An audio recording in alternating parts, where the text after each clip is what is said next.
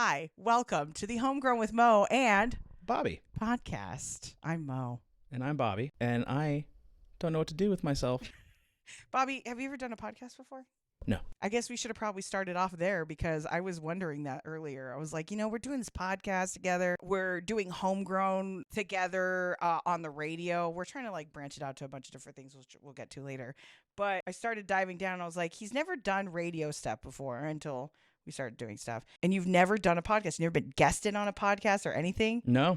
Dang. I'm probably one of the only white males that have not done a podcast in the last 2 years. That is the realest statement I've ever heard. From your mouth, actually. Yeah, so. it's true. I can say it. Yeah, you really can. So what made you want to do a podcast with me then? Well, we started talking about doing the show, Homegrown on the Alt AZ and all that.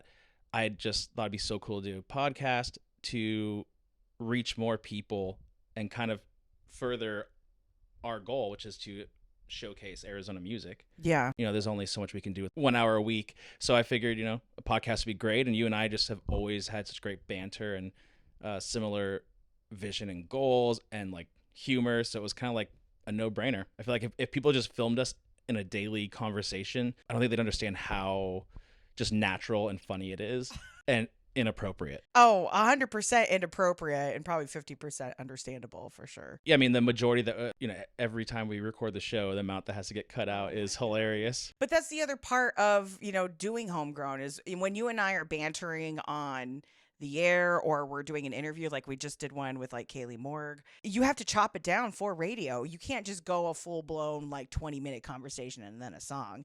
I mean, at least that's the format of what we're doing for Homegrown on that station. I don't know. I wanted not only to get into a deeper conversation with people about what they do as far as music goes, but almost like widening and branching out to other avenues of it. Like, yeah, we've had producers on Homegrown before, like Matt Keller, and, I want to invite more of them on here to get into a deeper dive of what they do. Because everything is, again, radio, it's more surface level. Yeah, and I think as we did that first show, the Ann Arbor, and we were talking in between recording it. So much good banter between that one, too. Oh, my gosh. Yeah, oh, and you kind of realize how intertwined everyone is, and for years, like with me doing shows over 15 years, the amount of people that I'm like, oh, I remember when they were doing this and doing this or this now, and it's kind of cool to like have more time to sit down, talk to people, hear their stories, and kind of also see how they affected other people's stories, because like Matt Keller recording Ann Arbor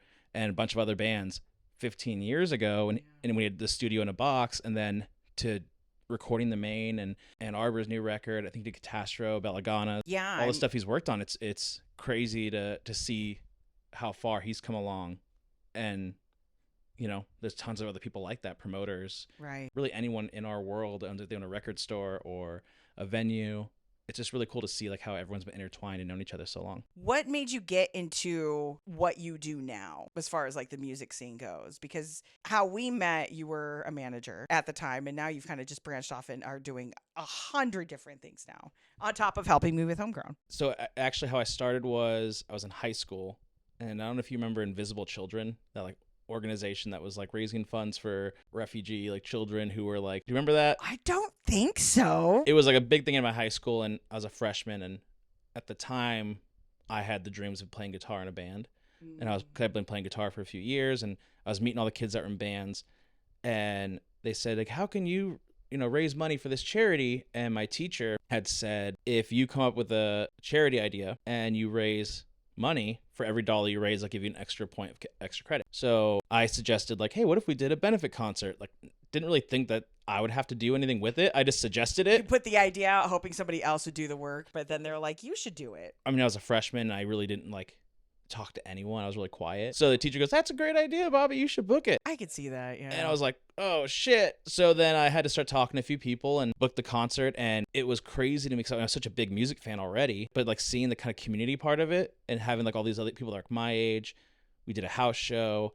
We raised like over $1,000. And it was just really fun. I had never felt that sort of connection with a group of people that I had just met that day. Like we did a whole conga line through the whole like show randomly with the cowbell. And it was really weird. And a lot of those people, like, we stayed friends for years, and some of them I still talk to and catch up with, and we like laugh about it. But I loved it. So I was like, I want to keep doing this. And I made a MySpace page lied about my age and just kept booking shows, because I was 15. And then So at that point, when you're booking shows and you're lying on MySpace to people, like what kind of shows are you booking? hardcore shows was the first one. There's a Really? lot of Okay. hardcore shows. And Oh, then dang. What year is this now? I don't want to do the math.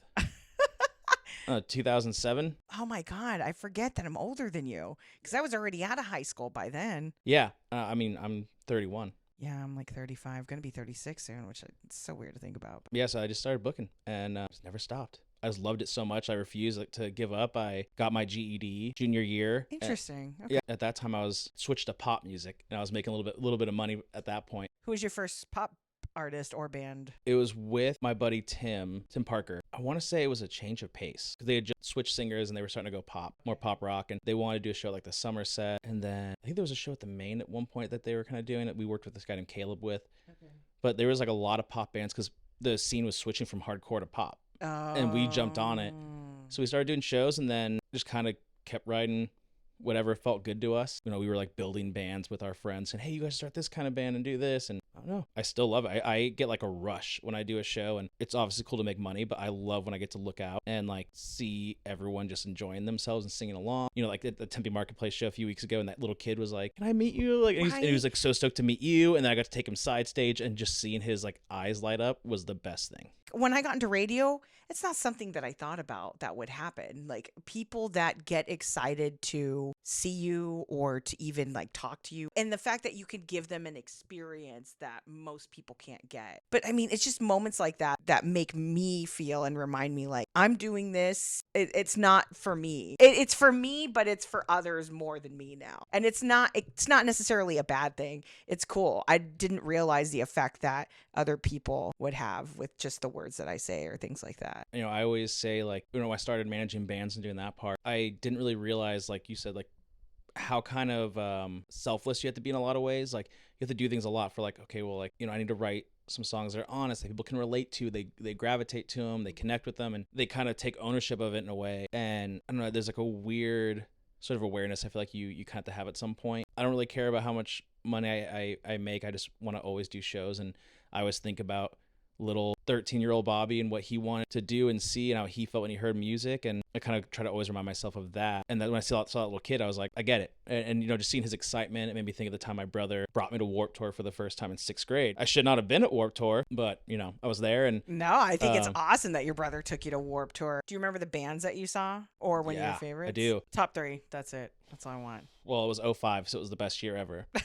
Oh man, that was a good year, dude. My top 3 were My Chemical Romance, Fall Out Boy. Mm-hmm. They're back to back. Yeah. And then the third one would either be All American Rejects or Greeley Estates, because Greeley Estates pushed me really into the local hardcore music.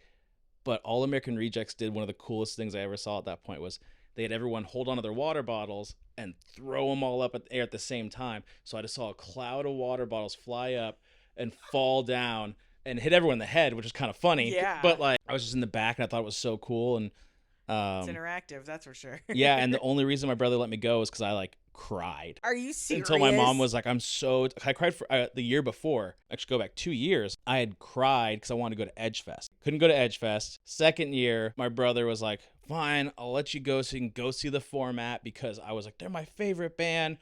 But he ditched me, which is the funniest part. He was in high school, so he like ditched me.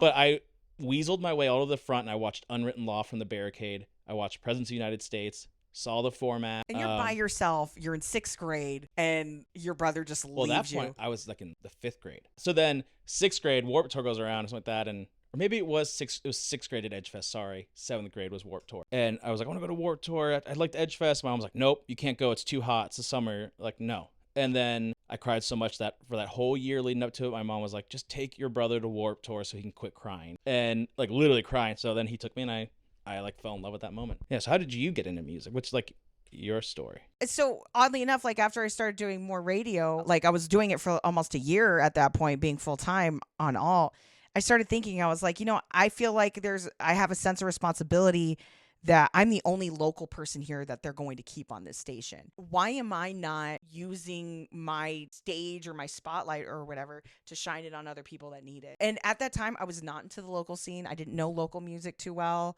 I mean, this was like 2014, 2015. Yeah, it was like right when we met.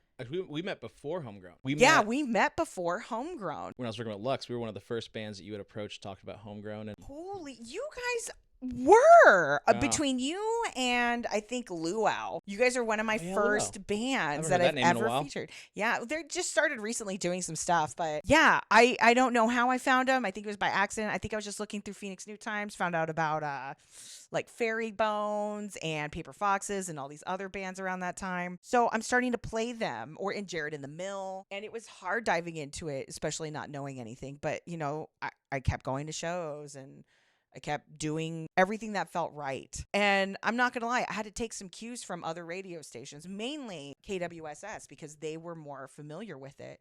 And yeah, Danny does a great job. Danny does a great job. But, you know, the main person that was at the time that was doing a lot of local stuff and their morning show was Beef. Oh, yeah. Beef Vegan. The more attention that these people that are creating this music for others, the more attention that they have, that's the important thing. It's not about who's doing it better or whatever. It's about just shedding more light on some true awesome talent. And that's what I feel Homegrown is becoming and turning into. I've always had these ideas of turning Homegrown and not just into a radio show, because you know, let's go back a little bit more with Homegrown. It started off, I was doing nights and I was only playing one song a night. And it was only 4 times a week that I was doing it. Then I would play the best one at the end of the week. And then I moved day parts, and it was weird to hear me on at one time in the middle of Rob's show while he was doing that. Oh, I remember that switch too. Oh, yeah. I have a different perspective of all that happening, but I remember you go into mornings and it was like, oh, wow, Mo's going to the mornings and Rob was doing nights by himself. And then it was like, this is kind of weird hearing Mo. And right. It was weird. And then it switched to the hour. I even remember when everyone was kind of like, why is Alt AZ doing this Homegrown thing? Because, you know, for like the first year or however long it was, there really wasn't a local presence, which was really weird. Because I remember even like talking to Nancy, I was like, hey, like, how come you guys don't play the format or like all these songs that people loved like back in the day on the Edge? Right. And that's everyone's like, oh, we're going to get the Edge back. But we didn't. And then like Nancy tried and eventually it was started to go that way, which is great. I mean, that's management though. It wasn't necessarily Nancy that wasn't able to do that. I mean, these are just easy switches, but if management is telling you, you kind of have to listen because management's running the show. I feel like I am in a good spot right now to showcase more. And I think with Homegrown, it has helped get more of our artists. Granted, it's only just a small handful right now, but I'm really hoping to grow it even more. The more artists that we help get attention for or things like that, like Catastro has been on there. Long overdue. They should have been, you know, featured on Alt for a long time ago. But I think Homegrown opened those doors for that conversation to happen because it wasn't happening before. And someone pointed something out to me about Homegrown too, is it is the most consistent thing about the radio station almost since it flipped. With Homegrown, I've always wanted it to be bigger. I've always thought of like, I think we tried doing shows like a Homegrown show and like it just wasn't working. I tried to do a Homegrown comedy show. Like I'm not good at that part of putting these things together. I can give you an idea. And it's funny because the whole time that we've been friends, it's always, I think us doing this stuff together has been right under our noses until recently, until this last few months when we've been getting serious about doing more. Well, it's because we're talking about it. You said, hey, would you want to co-host one time? And I was like, why not? Sure. Like, and I was like, I'm going to do it because I had always turned you down before. So then I did.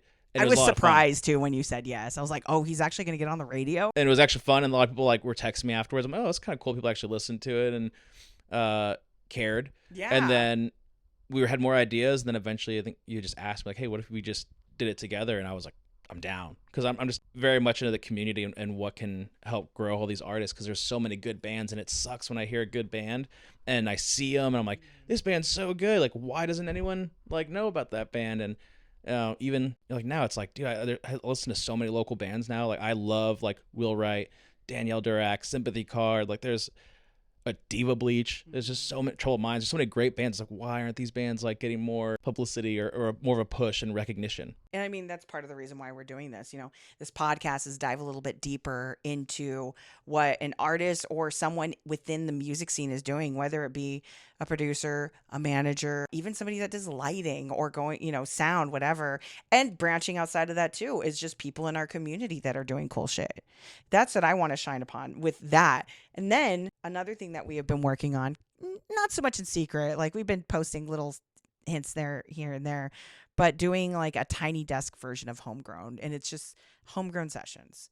And I love it because it shows a different side of the Arizona scene. I mean, yeah, there's a few other spots that will do sessions with bands and promote them out. Can't think of any right now, but I know I watch a few. Well, I think it's like you said, it's using your sort of voice and power with Alt Z and Hubbard to now like push it more, because like you said, it's the most consistent thing and people are really loving it. And like it's normal now. People know it. It's a brand, and I think now it's like, all right, cool. We're gonna take it up a notch and put these artists out there. You know, even with this podcast, like it's kind of us being like, we're just gonna make it happen. We're just gonna do it, and you know, we're not gonna let anyone say, oh well, no, maybe you shouldn't do that. We're gonna do it. But that's how anything should start. I mean, whether you're in a band, whether you're trying to make something happen in your life, whether you're trying to do a fucking podcast like everyone else does, you just have to start somewhere. You have to just get two microphones, or even just doing it on your phone and just making it happen. You know, you just hit up Brett, you message Brett, and now you're doing radio. And I was like, I'm gonna book a show, and I had no idea how to do a show at all, and hadn't even been to a local show at that point, and made it happen, and then figured everything out as I went. Like, there's no business for a 15-year-old kid to be booking shows. It just kind of shows that you were meant to do what you're doing, so it's cool. Yeah, I think so, and you know, and I love it. You know, like, yeah, same. And yeah, I mean, only almost died once. And also, the local music scene has brought me to my love, Sugar Ray Squared. Aww. But we're gonna uncover that in the next episode. Aw, Rig. Look at that smile. We definitely will have to tell that story at some point if you haven't heard it yet. Other than that, do you have anything else that you want to add for Homegrown? Anything you're looking forward to with this podcast? I'm excited for the people we don't know yet. The people are going to come naturally, like, hey, I want to do this. And for me, if literally just one kid says, hey, I heard this was a cool story, now I want to do a venue, or I want to be in a band, or I want to work in radio, do something like that, like, I'm happy with that. That means more to me. And after I was no longer with Psycho Steve and all that, like, I had a local band come up to me and say, like, hey, like, you're Bobby, right? And I was like, yeah, what's up? And he was like, dude, I just want to say, like, I've been going to your shows, and I was a band, I always want to play a show, and it's so cool that you finally, like, booked my band. And then they're like, and I got to play Valley Bar, and like, I never thought I'd get to play Valley Bar. It's so cool, the opportunities you've given people, and it's just something as simple as like writing down a name on a list. Like, it's crazy how you've changed a life just with a little bit of ink and some paper. Yeah, just answering like a message on Instagram, and those little moments happen, and like, just so sweet to like meet these people. So I'm just excited for whatever is going to come in the future. Yeah. And who is going to be impacted by it or not impacted by it. And honestly, probably who I might piss off by saying something. Yeah, and I'm pretty sure it's going to be a lot of people, because you tend to do that sometimes. Sorry, KUPD.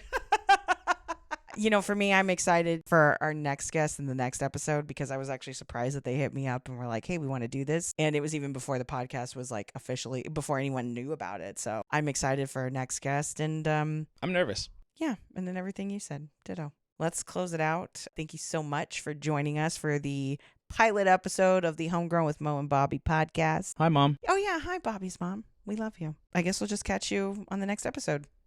Bye. See ya.